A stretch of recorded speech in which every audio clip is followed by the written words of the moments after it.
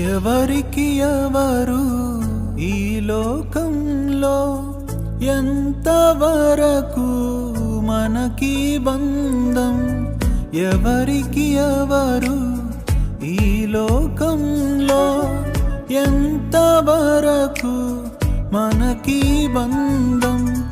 ఎవరికి ఎవరు సొంతము? ఎవరికి ఎవరు శాశ్వతము? ఎవరికి ఎవరు సొంతము? ఎవరికి ఎవరు శాశ్వతము? మన జీవితం ఒక యాత్ర, మన గమ్యమే ఆ యేసు. మన జీవితం ఒక పరీక్ష, దాని గెలవడమే మన తపన. మన జీవితం ఒక యాత్ర, మన గమ్యమే ఆ యేసు. మన జీవితం ఒక పరీక్ష, దాని గెలవడమే మన తపన.